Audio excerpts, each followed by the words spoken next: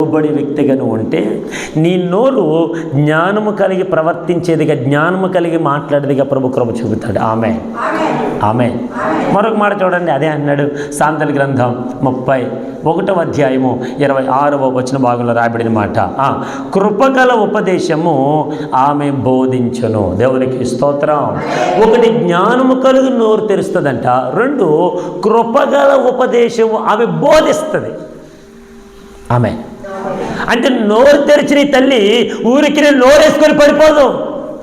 ఏం చేస్తుందంటే ఆవిడ కృపగల ఉపదేశము బోధిస్తుంది, నేర్పిస్తుంది.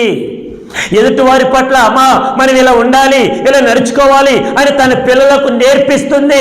ఎవరా తల్లిని అడిగితే అక్కడ రాయబడిన మాట యోగ్యమైన స్త్రీ, యోగ్యురాలు, తన పెనిమిటికి కిరీటం. ఇప్పుడు చెప్పండి, ఈ సంఘం దేవుని ఎదుట యోగ్యమైనదేనా? మంచి కట్టడాలు మనకున్నాయి, మంచి మందిరం ప్రభు మనకి ఇచ్చాడు, మరి యోగ్యమైన సంఘమేనా? దేవుని మాటకు లోబడే సంఘమేనా?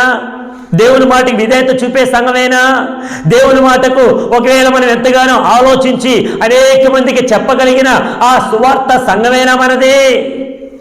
ఇక్కడ రాయబడిన మాట యేసుక్రీస్తు ప్రార్థనా మందిరం. మన ప్రార్థనా మందిరం పేరేంటి? యేసుక్రీస్తు వారి ప్రార్థనా మందిరం. మరి యేసుక్రీస్తు వారి ప్రార్థనా మందిరం అయితే మరి ప్రార్థనకు దూరం అయిపోతున్నాం, సంఘానికి దూరం అయిపోతున్నాం, సహవాసానికి దూరం అయిపోతున్నాం, ఏ మీటింగ్ జరిగినా రాలేకపోతున్నాం. మరి ఇది భక్తేది?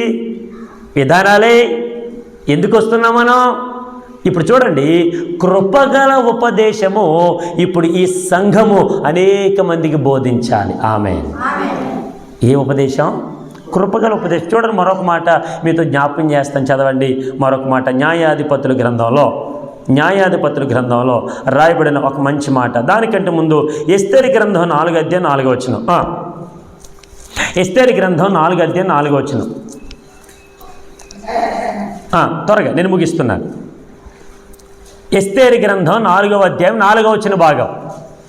అమ్మ పరిశుద్ధ గ్రంథాలు తీయట్లేదు, ఎవనొస్తలేళ్ళు.